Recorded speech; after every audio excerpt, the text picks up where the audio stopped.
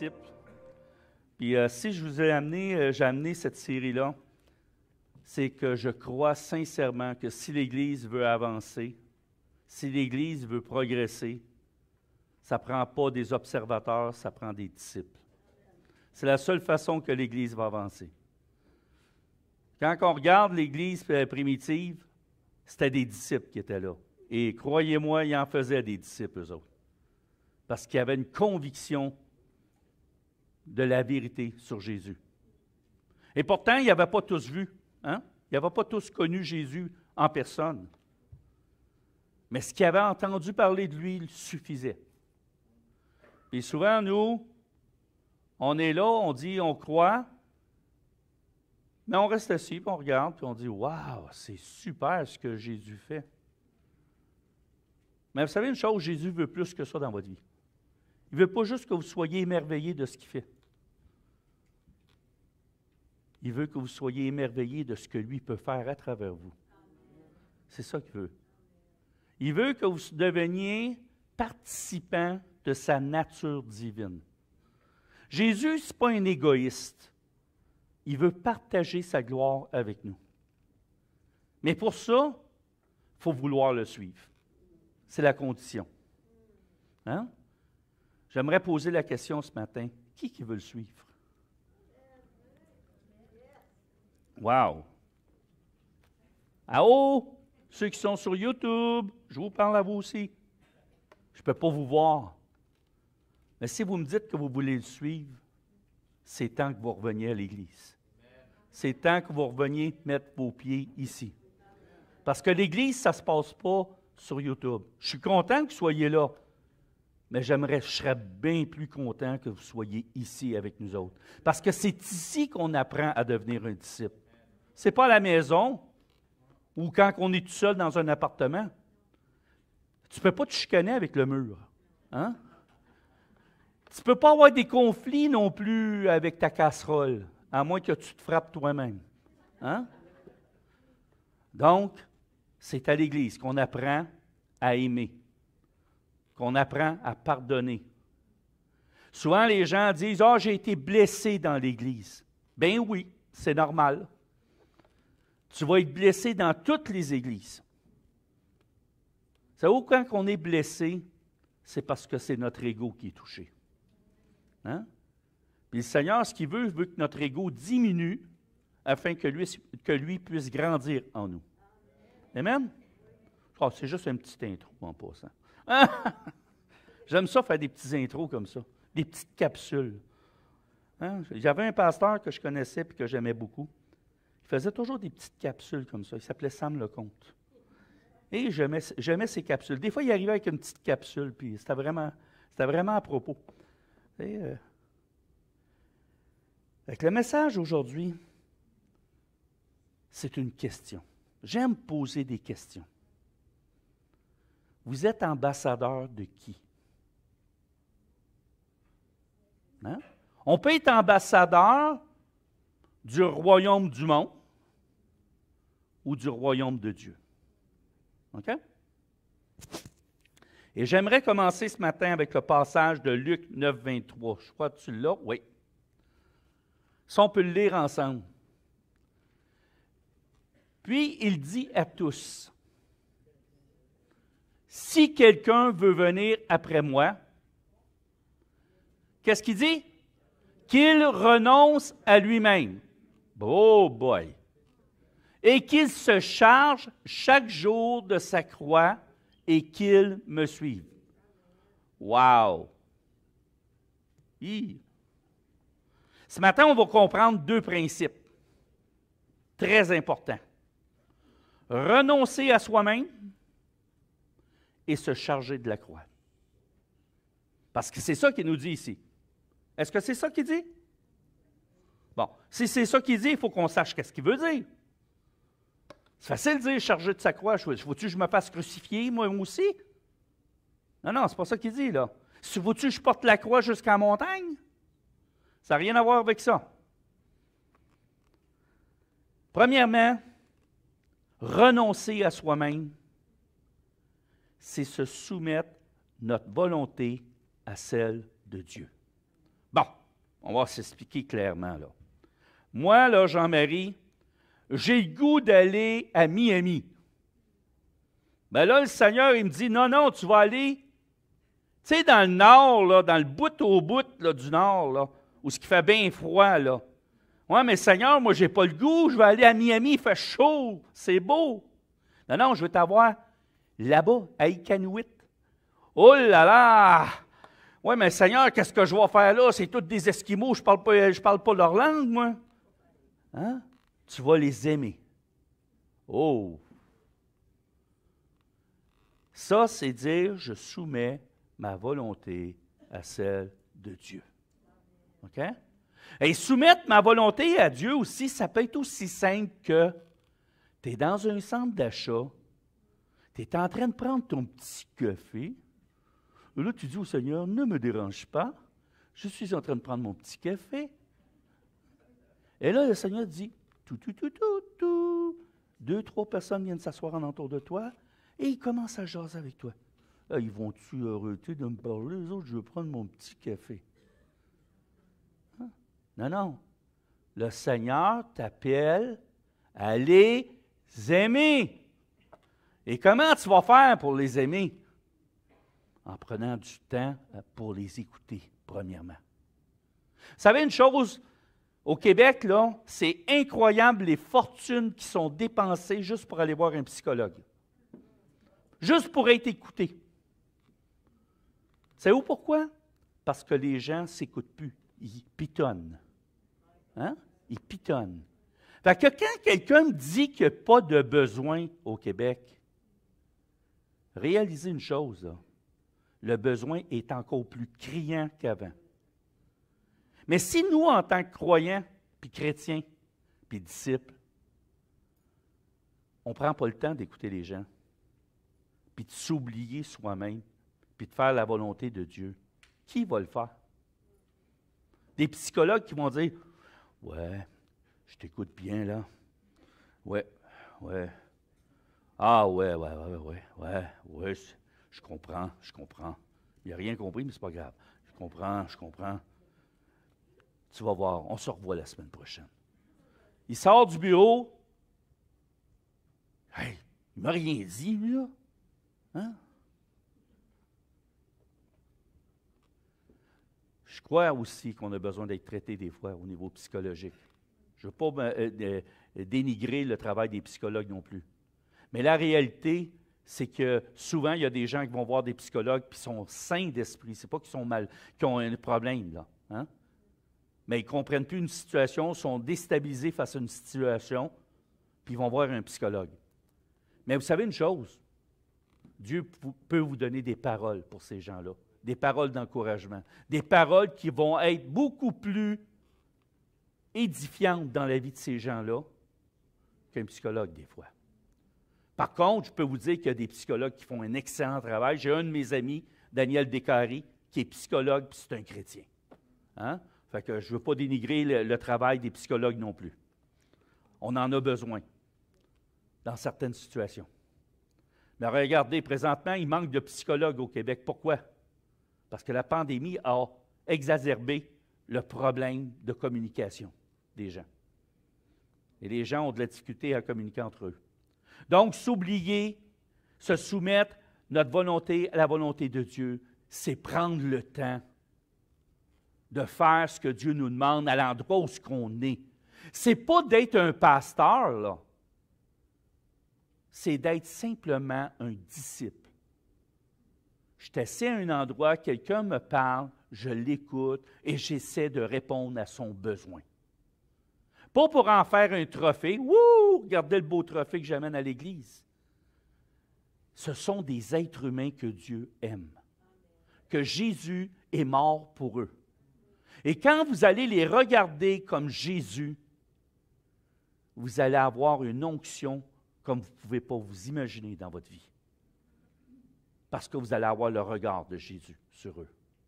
Et là, il va se produire des choses. À un moment donné, ils vont vous confier leur vie. Et vous allez pouvoir prier pour eux. Amen? Deuxièmement, on doit se dépouiller. Wow! écoutez bien ça, de notre nature pécheresse. C'est facile si on se dépouille de notre nature pécheresse, mais qu'est-ce qu'on fait après? Pour revêtir l'image de Christ en nous, dans notre vie. Comme je vous ai dit, il faut que je diminue afin que lui puisse grandir. Alléluia. On va regarder le passage de Philippiens 2, 4 à 8, s'il vous plaît. Regardez bien ce qu'il dit ici. Que chacun de vous, au lieu de considérer ses propres intérêts, considère aussi ceux des autres. Bon, ça veut dire quoi ça dans l'Église? Ça veut dire que moi, je veux m'asseoir là. Ben non. Il y a un nouveau qui arrive. Laisse-lui ta place. Il n'est pas écrit ton nom dessus, là. Hein? Là, je suis assis là aujourd'hui, mais s'il y aurait un nouveau qui arriverait, je lui laisserais ma place, j'irais m'asseoir en arrière. Hein? Je ne suis pas mieux que vous autres, là. On doit arrêter de dire « j'ai des droits ». Hein? Parce que si vous dites que vous avez des droits, vous avez les responsabilités qui vont avec. Hein? C'est un privilège de servir Dieu. Ce n'est pas un droit, c'est un privilège. Dieu nous honore de pouvoir le servir. Et moi, je vais enlever le terme bénévolat. On n'est pas des bénévoles, ça c'est dans le monde. Ici à l'Église, on est des serviteurs. On est des serviteurs, on est au service de Christ. Le Seigneur nous dit, faites toutes choses comme si vous les faisiez pour moi. Hein? Oh, mais là, il ne m'a même pas dit merci parce que j'ai fait ça. Hey! Considère, qu'est-ce qui est écrit? Considérez ses propres intérêts, considère aussi ceux des autres. Ayez en vous, qu'est-ce qu'il dit? Les sentiments qui étaient en Jésus-Christ. Si je veux être capable de revêtir l'image de Christ, il faut que j'aille les sentiments de Jésus. Maintenant, quels étaient ces sentiments? Il était rempli d'amour, rempli de compassion, rempli de miséricorde. Il était toujours au service de tous. Hein? Ça, c'est les sentiments. Lequel, existant en forme de Dieu, n'a point regardé comme une proie à arracher d'être égal avec Dieu. On continue. L'autre diapo, merci. Mais s'est dépouillé lui-même en prenant une forme de serviteur, en devenant semblable aux hommes. Imaginez-vous, là. Toi, tu es le roi des rois de l'univers. De l'univers, là. Pas juste de la petite planète Terre, là. Hein? De l'univers. Et là, tu prends la décision de descendre sur la terre, de te faire homme, mais pas un roi sur cette terre, le plus petit d'entre tous. Hein? Tu es venu en forme de bébé, en plus. Hein? Tu aurais pu arriver, je suis arrivé, je suis adulte, je fais mon ministère, et je m'en vais. C'est pas ça qu'il a fait. Il a abandonné sa royauté, sachant d'avance qu'il était pour être crucifié. Imaginez-vous comment ça a pris de l'amour pour l'humanité. Puis nous autres, on est là à regarder les gens, puis on dit, « Ah, sont-tu? As-tu vu qu'est-ce qu'ils font? » Hey, vous n'êtes pas appelés à juger comme ça. Vous êtes appelés à amener le salut. Vous êtes appelés à les regarder avec les yeux de Dieu. Et Jésus, quand il nous a regardés, il n'a pas dit « Ah, ils sont bien trop sales. Finalement, je retourne en haut. » On serait mal pris pas mal, hein? Non, il nous a regardés. Puis il a vu dans chacun de nous le cœur brisé. Il a vu en chacun de nous l'image de Dieu qui était voilé à travers d'une image déformée. Mais il a vu en chacun de nous le potentiel que Dieu avait mis en nous.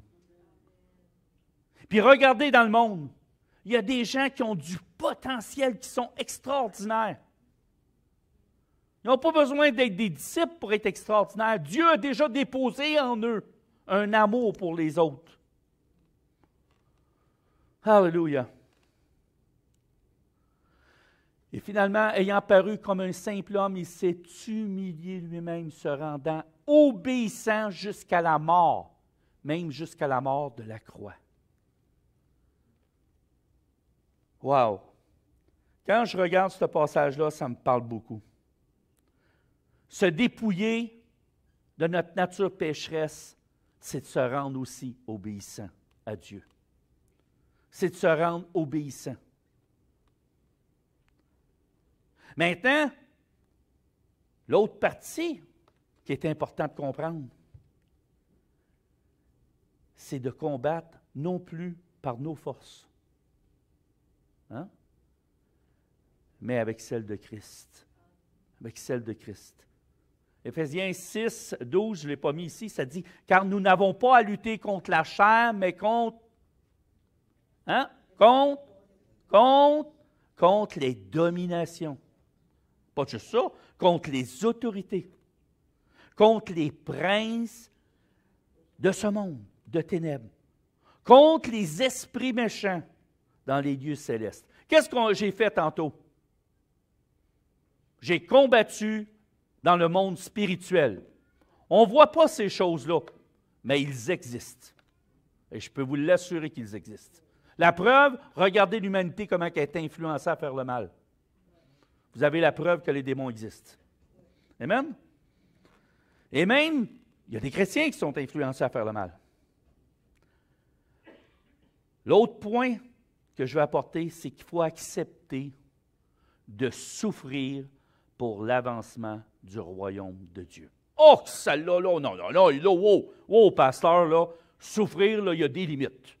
Moi, là, ma vie, là, chrétienne, je veux que ça soit comme si je surferais sur une vague, là. Puis je me laisse aller, c'est doux, c'est le fun. Il n'y a pas trop de grosses vagues, puis c'est le fun. Prends du plaisir. Wow, qu'on est heureux. Oh, je suis donc heureux d'être chrétien. Oh, je suis donc bien d'être chrétien. Non, je vous le dis tout de suite, il y a des grosses vagues. Hein?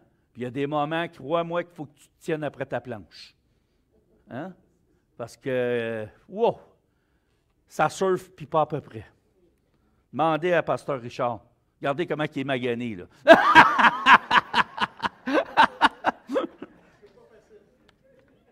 Il l'a eu dur, je l'avoue. Tu pensais-tu que tu étais pour t'en sauver?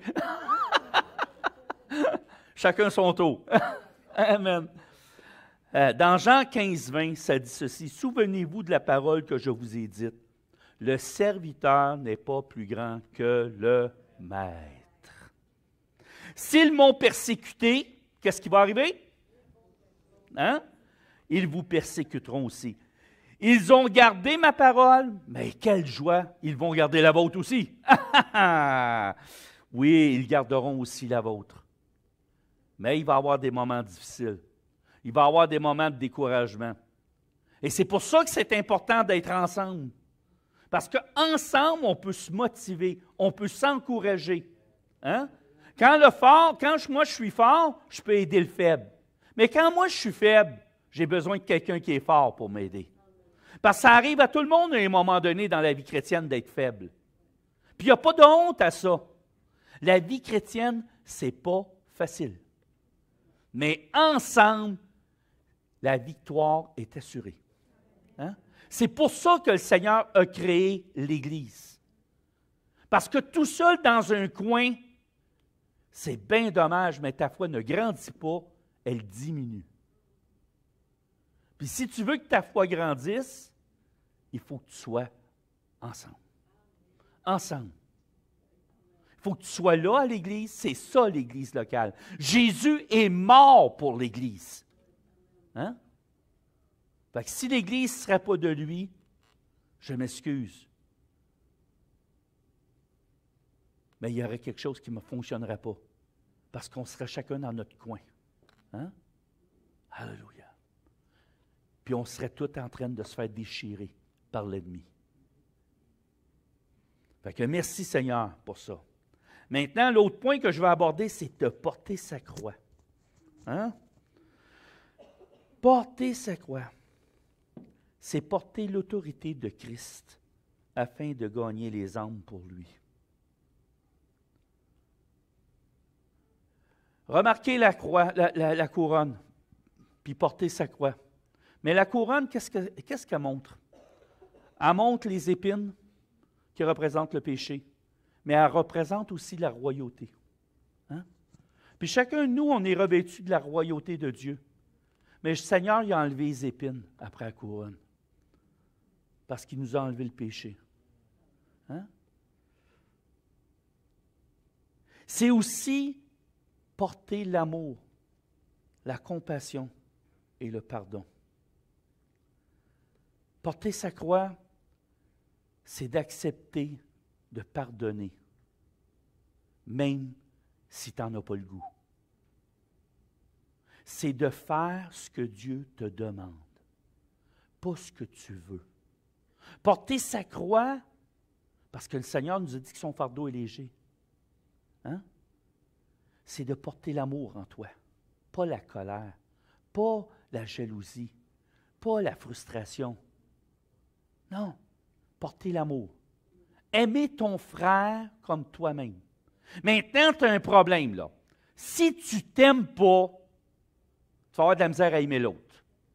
Mais par contre, ce que j'aimerais t'annoncer ce matin, c'est que si tu ne t'aimes pas, c'est parce que tu as besoin d'une guérison. Et là, tu viens voir un des membres du comité et on va prier pour toi. Amen? Tu peux même venir voir, si tu es une femme, tu peux venir voir Ghislaine qui va prier pour toi. Tu peux venir voir ma femme Anita qui va prier pour toi. Mais sachez une chose, vous n'êtes pas tout seul. Si vous sentez que vous avez comme un cœur dur, là, le Seigneur il a dit, je vais changer ton cœur de pierre en cœur de chair. Hein? Et là, mais pour que ça arrive, il faut que tu reconnaisses que ton cœur est dur. Et là, le Seigneur fait l'œuvre de transformation.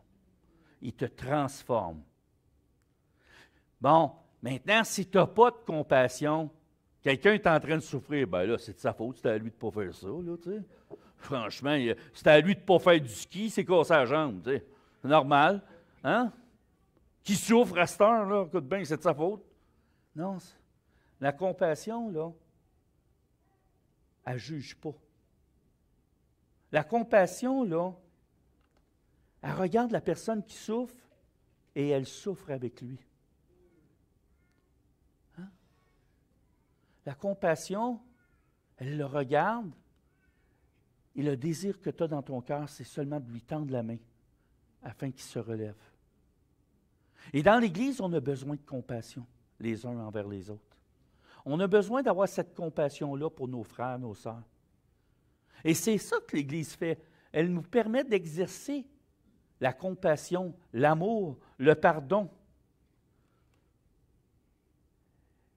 Et à ce moment-là, on peut dire qu'on porte l'autorité de Christ.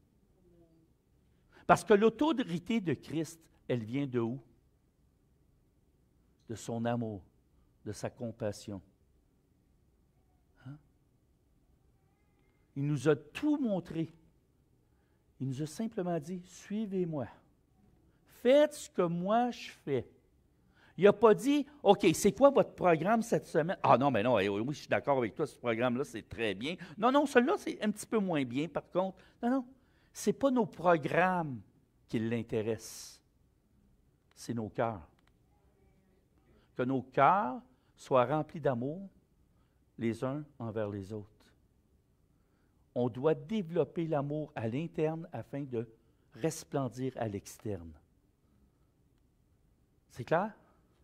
Je ne sais pas si je me suis bien fait comprendre. Amen. Et c'est pour ça qu'on est appelé à devenir des ambassadeurs du royaume de Dieu. Devenir un ambassadeur du royaume de Dieu. Tu peux-tu me mettre le prochain passage, s'il te plaît? 2 Corinthiens 5,20 dit ceci: « Nous faisons donc les fonctions d'ambassadeurs pour Christ. Comme si Dieu exhortait par nous, nous vous supplions au nom de Christ, soyez réconciliés avec Dieu. » Bon, là, j'ai pris le temps de regarder c'est quoi un petit peu un ambassadeur, là, tu sais. L'ambassadeur, en tant que chef de poste d'une mission diplomatique, est le subordonné d'un gouvernement. Wow! C'est intéressant. Il tient son pouvoir de lui et ne l'exerce qu'en son nom et sur sa demande expresse. Wow! Sauf pour les affaires courantes qui ne nécessitent pas un message ministériel. Bon, je vous explique grosso modo ce que ça veut dire. Un ambassadeur, il représente un royaume, un gouvernement. Nous autres, on va dire qu'on est des ambassadeurs de Christ. On représente Christ ici. Maintenant, ça dit une chose, il ne peut pas rien faire sans avoir l'autorisation de Dieu. C'est à peu près ça qu'il nous dit là. Hein? Toi, là, tu représentes Dieu. Donc, sois le représentant du royaume. Pas n'importe quoi, là. Tu as une royauté sur toi. Tu as un manteau de diplomate, là. Hein? Et là, le Seigneur, il dit, OK, maintenant, tu es subordonné au royaume. Tu ne peux pas faire n'importe quoi. Tu ne peux pas arriver et annoncer n'importe quoi, là. Il faut que tu annonces qu'est-ce que je te dis d'annoncer. Hein? C'était mieux, tu ne peux pas changer la parole de Dieu. Hein? La parole de Dieu, c'est ce que tu dois annoncer. Amen? Il tient son pouvoir de qui? Du royaume. Quand il arrive à un endroit, tu as le droit d'imposer les mains au nom de Jésus, parce que ça, c'est des affaires courantes, hein, pour lui. Mais quand vient le temps de faire quelque chose, un exemple, tu dis, « Ah, moi, j'aimerais ça aller en mission au Burkina Faso, mettons. » Puis tu le fais par toi-même. Tu n'as pas demandé l'autorisation au roi des rois. Qu'est-ce que tu penses qui va se passer? Tu vas avoir des gros problèmes.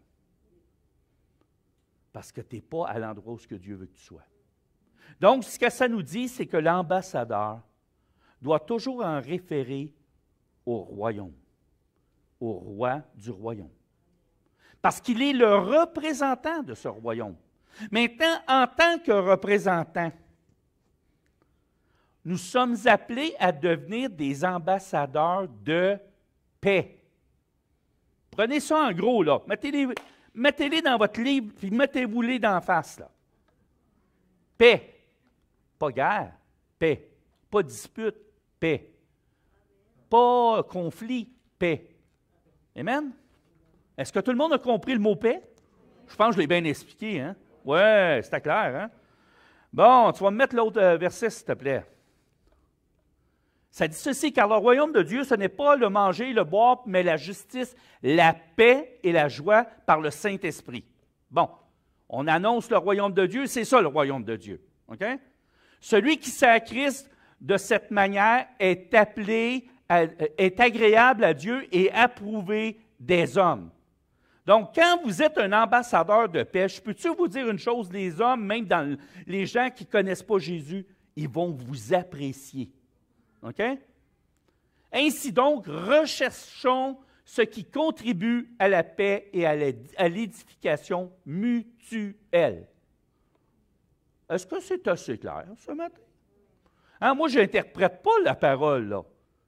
C'est écrit. Je n'ai pas besoin de l'interpréter, à moins que je ne sache pas lire. En tout cas, moi, ça me parle de la paix, de la joie. Bon, moi, je me suis dit, j'ai la joie maintenant. Est-ce que j'ai la paix? J'ai la justice, je pense que oui. Mais des fois, il me manque la paix. Des fois, je suis un petit peu dur. Hein? Fait que je demande au Seigneur qu'il me montre à avoir encore, d'être encore plus un ambassadeur de paix. Amen? Je vais me dépêcher. Inquiétez-vous pas. Suite à ça, on est appelé à être un ambassadeur de paix, mais on est aussi appelé à porter le message de réconciliation du Père. Mais moi, l'autre passage, s'il te plaît. 2 Corinthiens 5, 19.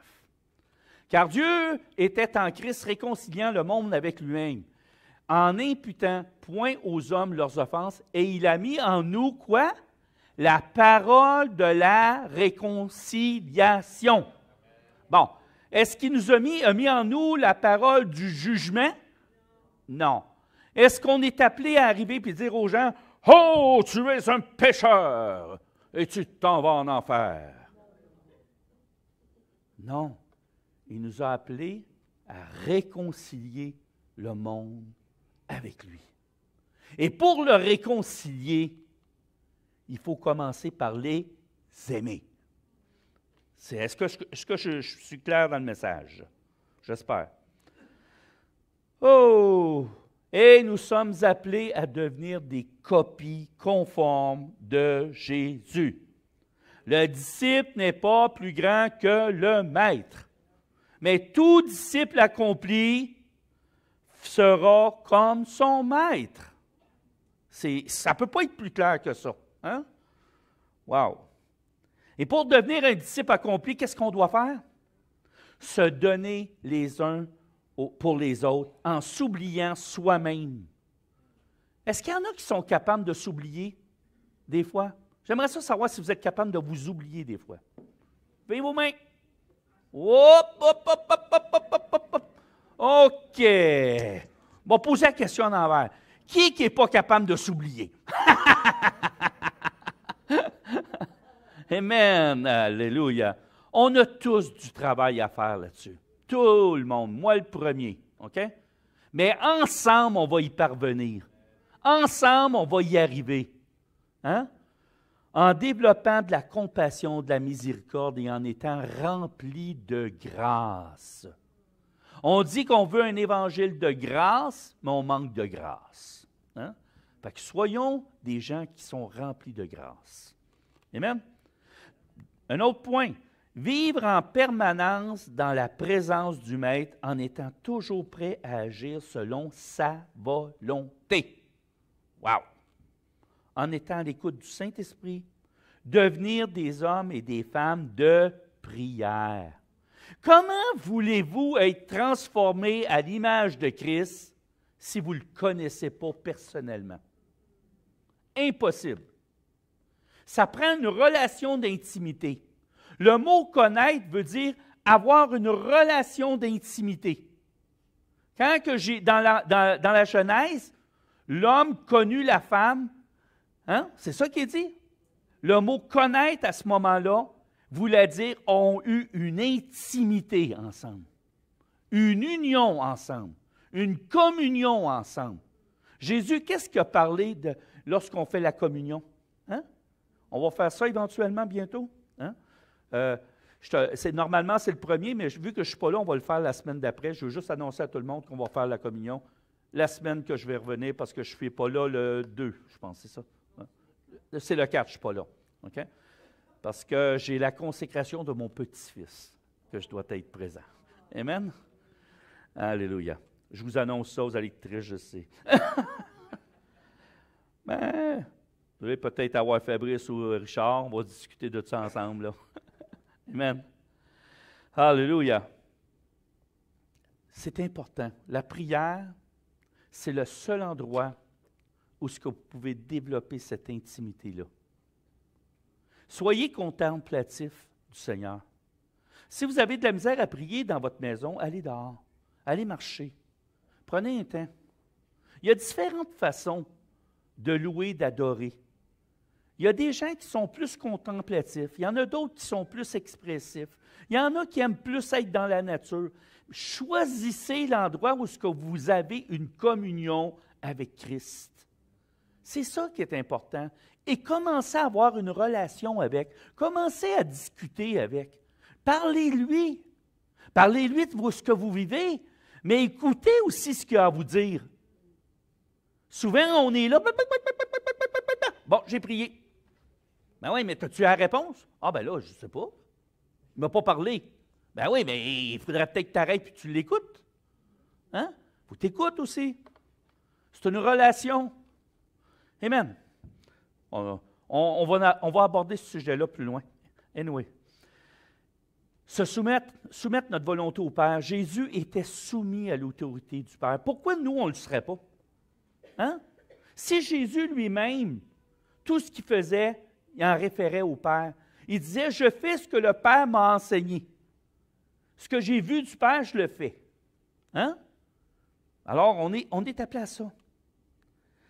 Et on est appelé à respecter les autorités et à leur obéir. Tu peux-tu me mettre l'autre passage, s'il te plaît?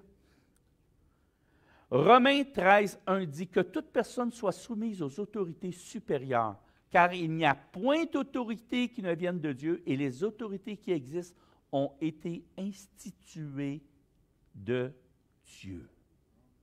Est-ce que c'est clair? C'est clair. Tantôt, Pasteur Fabrice a parlé de faire attention. Tout ça. Moi, je vais aller plus loin que ça avec vous. Si vous êtes malade, vous avez la grippe, vous avez un virus, portez un masque. Pas pour vous, pour les autres. J'aime mon frère, j'aime ma soeur, je ne veux pas qu'il soit malade. Comprenez? Puis je pense que ça, c'est simplement de l'amour. OK? Si vous faites ça, vous aimez vos frères, vous aimez vos sœurs. Amen? Il faut être prêt à souffrir pour l'avancement du royaume. Dans Luc 10,3, ça dit « Partez, voici, je vous envoie comme des agneaux au milieu des loups. » Wow! Donc, il ne nous a pas dit « Partez, soyez comme des loups avec les loups. Hein? » Ou « Soyez un lion avec les loups. » Ça veut dire, il ne nous a pas dit de partir en guerre et de commencer à frapper le monde. Malgré que des fois, j'ai le goût d'imposer le poing à certaines personnes, mais ça, c'est une autre histoire. Il y en a qui sont détestables, mais le Seigneur vous dit d'être un agneau. D'être un agneau. Puis un agneau, là, il peut se faire insulter, il va faire « Hein? Bon, vous avez compris? Bon. Il ne dira pas un mot. Ou il va dire « Merci. » Hein? Réalisez que les gens que vous allez côtoyer, il y en a là-dedans qui sont influencés par des démons. Hein? Regardez les choses différemment. Commencez à regarder les choses au niveau spirituel et priez. Et quand ça se produit que quelqu'un est agressif avec vous, priez à l'intérieur en langue, ceux qui ont été baptisés du Saint-Esprit. Vous allez voir, ça change toute la dynamique. Moi, j'ai eu une expérience, à un moment donné, un chien s'en venait sur moi, il était enragé. Puis dans mon cœur, j'ai dit, non, dans le nom de Jésus, t'arrêtes. Le chien a stoppé devant moi, puis il a reviré de bord.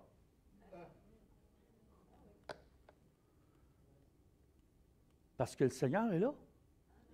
Amen? Mais c'est la même chose pour quelqu'un qui était influencé par un démon. Pierre lui-même, quand il était dans le jardin de Gethsémani, il est allé voir Jésus, puis Jésus, il dit « Hors de moi, Satan! » Pensez-vous qu'il parlait de Pierre? Hein? Non, mais Pierre était influencé par un démon, puis le démon était très puissant, c'était Satan lui-même. Amen? Bon. C'est être une lumière dans ce monde de ténèbres. Passe-moi l'autre passage. On va bientôt terminer. Vous êtes la lumière du monde. Une ville située sur une montagne ne peut être cachée. Et on n'allume pas une lampe pour la mettre sous le boisseau, mais on la met sur le chandelier. Et elle éclaire tous ceux qui sont dans la maison. Et là, le Seigneur va vous dire ceci, que votre lumière luise ainsi devant les hommes. Y a-tu dit que votre lumière luise dans le garde-robe? Non, c'est pas ça qu'il dit. En tout cas, c'est pas ça qui est écrit. Voyez-vous la même chose que moi? Je pense que j'ai bien lu, hein? Que votre lumière luise devant les hommes et les femmes, OK? Afin qu'ils voient quoi? Vos bonnes œuvres. Mais vos bonnes œuvres, c'est ce que je vous ai dit la semaine passée. Faites du bien partout où ce que vous allez. Vous allez changer les choses. Alléluia. Et qu'il glorifie votre Père qui est dans les cieux.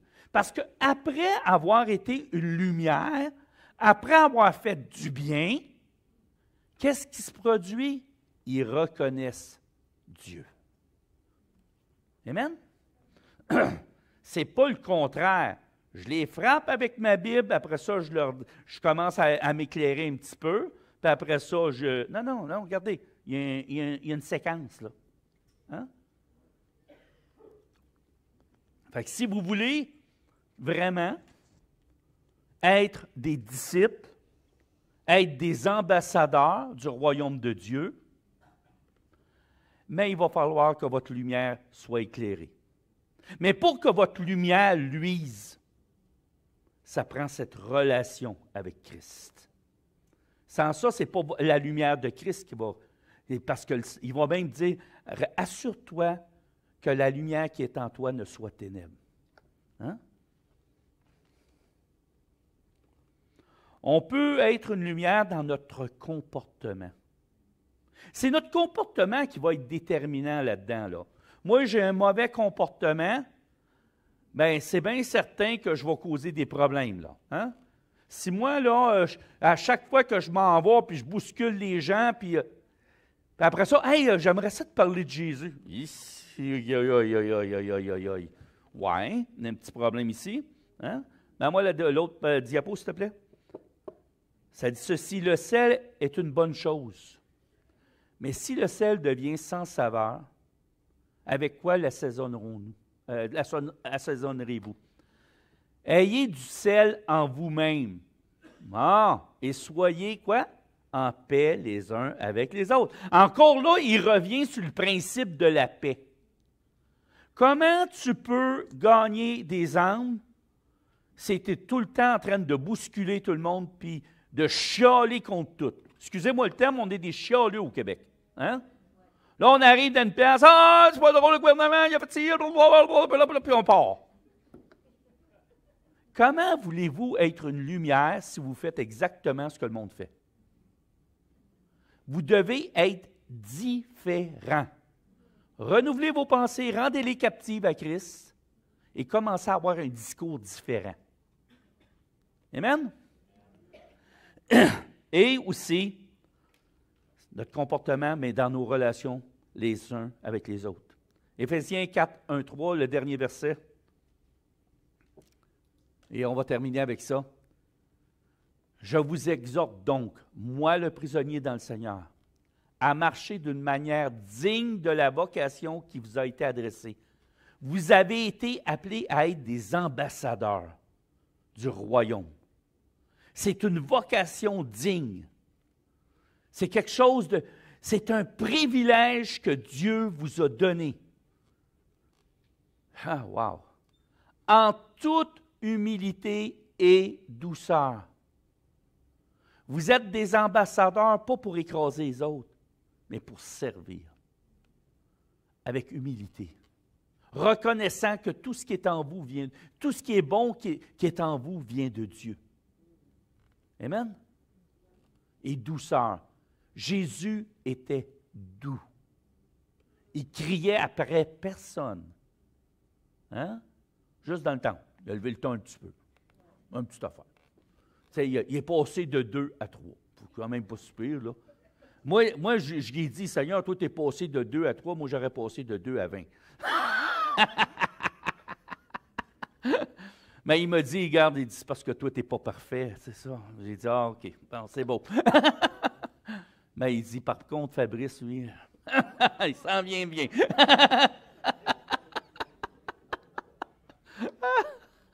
Aïe, aïe, aïe. Et là, il va dire ceci, en toute humilité et douceur, avec patience, vous supportant les uns les autres avec amour. Parce que le mot charité, changez-le pour amour. Mais là, écoutez bien, il met bien le mot supporter. Hein?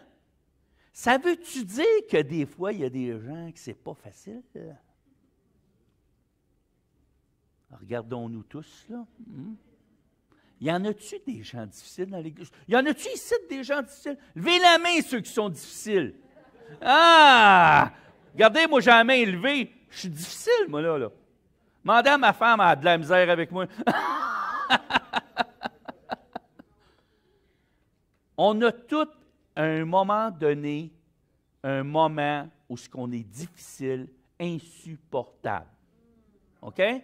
Tous. Fait que je repose la question, y en a-tu des difficiles ici? Ouais! Hey, ça a changé, là. Tout le monde a levé la main. Amen. Amen. Mais là, regardez, là, qu'est-ce qu'il nous dit? Vous efforçant. Donc, ça va demander de votre part un effort. C'est pas facile. Mais c'est ça, être transformé. Vous savez, la grâce, là, a souvent été mal comprise. La grâce, ce n'est pas quelque chose qui nous garde statiques sans changer. Qui dit, ah, tu as été sauvé, maintenant, écrase-toi sur ton steak, puis bouge plus. Oh, je suis sauvé. Oh, je suis sauvé. Oh, je suis sauvé. Non, c'est pas ça. C'est pas ça. La grâce, là, elle te propulse en avant, t'amenant à une transformation intérieure. Et s'il n'y a pas de transformation dans ta vie, c'est parce que tu n'as pas saisi la grâce. On va se parler, viens me voir. Hein? Parce que il faut que tu découvres la grâce, c'est tellement bon. C'est tellement bon. Marcher sans fardeau. Parce que c'est ça que la grâce nous amène, à marcher avec le Seigneur en équipier, en étant participant de sa nature divine. Hey, c'est-tu extraordinaire, ça? Hein? C'est-tu extraordinaire? Moi, j'en reviens pas que le Seigneur, il a dit, « Hey, Jean-Marie, tu vas marcher avec moi. » Je sentais que je ne méritais vraiment pas ça, moi. Je ne sais pas pour vous autres, mais pour moi, c'était comme ça. Puis je remercie le Seigneur qui m'ait fait cette grâce. Puis qu'aujourd'hui, cette grâce me propulse en avant, me propulse à changer des choses dans ma vie. Puis tout au long de ma vie, jusqu'à la fin de ma vie, le Seigneur va me propulser en avant afin que je change. Parce que Paul disait, je cours vers le but. Il ne faut pas que notre marche chrétienne soit une marche, mais une course. Une course. On doit commencer à courir vers Jésus. Et lorsqu'on court vers Jésus, lorsqu'on recherche sa présence, son amour nous envahit. Et là, il y a des fleuves d'eau vive qui se mettent à couler à travers nos vies. Des fleuves d'eau vive. Puis c'est ça qu'on a le goût de vivre, tout le monde. Est-ce qu'il y en a qui ont le goût de vivre ça ce matin? Amen. Levez vos mains, ceux qui veulent vivre ça. De vivre ces fleuves d'eau vive. Maintenant, ce que je vais faire, je vais demander à l'équipe de louange de venir en avant. Alléluia. Puis je vais juste prier pour vous avant de quitter. Alléluia. Merci, Seigneur. Merci, Seigneur, que ton peuple, Seigneur, veut marcher avec toi. Merci, Seigneur, que chacun d'eux, Seigneur, a un désir profond de recevoir tes eaux vives, ô Dieu. Seigneur, c'est ton peuple, c'est toi qui les as choisis. C'est toi, Seigneur, qui as mis ta main sur eux, Seigneur, qui les a amenés ici ce matin. Je parle aussi pour ceux qui sont sur YouTube, sur les plateformes. Je prie, Seigneur, que tu touches, Seigneur, ces personnes. Que tu puisses les ramener, Seigneur, dans l'Église, ô Dieu. Afin qu'ensemble, on puisse toucher cette génération. Qu'on puisse être, Seigneur, des instruments, des ambassadeurs pour ta gloire, ô Dieu. Que chacun de nous, à l'endroit où tu nous as placés, qu'on puisse savoir que toi, Seigneur, tu ne nous as pas placés là par hasard, c'est que tu as quelque chose à accomplir à travers nos vies. Seigneur, je te prie, Seigneur, de toucher du plus petit au plus grand. Je te prie pour les enfants qui sont en bas. Seigneur, touche les enfants, Seigneur. Touche-les. Bénis-les, Seigneur. Et Seigneur, bénis, Seigneur, toute ton assemblée, qu'on puisse recevoir ces eaux vives que tu nous as promis, ô Dieu. Dans le nom précieux de Jésus-Christ, je t'ai prié. Amen.